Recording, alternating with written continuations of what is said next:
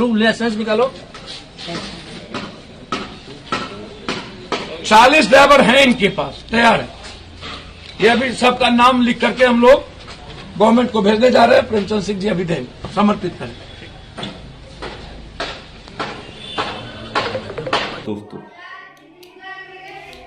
आज का वक्त ऐसा है जब देश ही नहीं, हर प्रदेश के हालात बड़े अफसोसनाक होते जा रहे हैं। ऐसे में भारतीय जनता पार्टी के लोगों को ये चाहिए था कि वो अपने स्तर से, अपने निधि से, अपने निजी धन से, अपने निजी वाहनों से, अपने निजी फार्म हाउसों से जितनी मदद कर सकते थे वो करनी चाहिए थी। भाजपा सांसद और विधायक या नेताओं को इसलिए कह रहा हूँ क्योंकि वो सत्ता में है। करनी तो और लोगों को भी चाहिए, लेकिन उन पर उनकी जवाबदेही बनती है क्योंकि वो सत्ता में है। बिहार में भी वो सत्ता में है, उत्तर प्रदेश में भी वो सत्ता में है और केंद्र में भी वो सत्ता में है। लेकिन बिहार का एक ऐसा नेता जो मौजूदा वक्त में वजूद में नहीं है, उसकी पार्टी का कोई विधायक नहीं है, कोई सांसद नहीं है, वो खुद चुनाव हारा हुआ है। लेकिन वो शख्स बिहार के छपरा से सांसद राजीव प्रताप रूडी के कार्यालय पर जाता है, जहां पर बिहार से तस्वीरें आती हैं कि एक बुजुर्ग अपनी पत्नी या जो भी वो महिला थी उनकी लाश साइकिल पर ढो रहा है। तो वहीं दूसरी तरफ छपरा से बीजेपी सांसद राजीव प्रताप के कार्यालय के बाहर 40 एम्बुलेंस ढक कर के खड़ी कर दी हुई।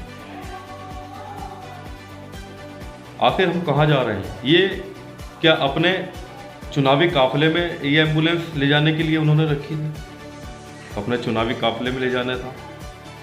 जब आने वाले समय में चुनाव होते हैं तो अपने काफिले में, अपने कैंपेन में लगाते हैं ये एम्बुलेंस। ये सरासर गलत है।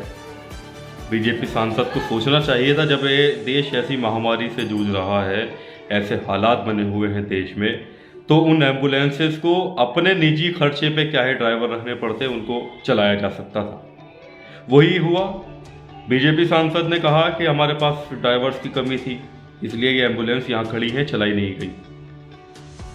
तो सुबह होते होते जन अधिकार पार्टी के नेता और पूर्व सांसद पप्पू यादव ने 40 ड्राइवरों की टीम भी लाकर वहाँ खड़ी कर दी। कहा ये लीजिए 40 ड्राइवर और अब ये एम्बुलेंस चलवाई।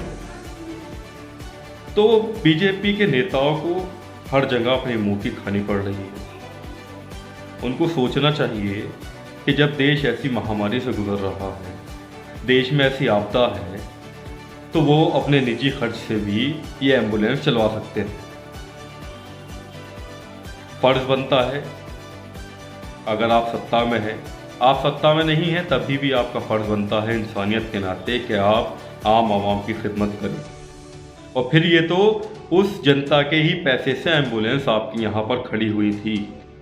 आपने क्यों इन एम्बुलेंसेस को क्यों नहीं चलने दिया, क्यों रोड पे नहीं उतरने दिया? हालांकि उस पर जो मार्का है आप तस्वीरों में देख भी रहे होंगे, 2019 का मार्का है, यानी कि 2019 से वो एम्बुलेंस ऐसे ही ढकी हुई खड़ी।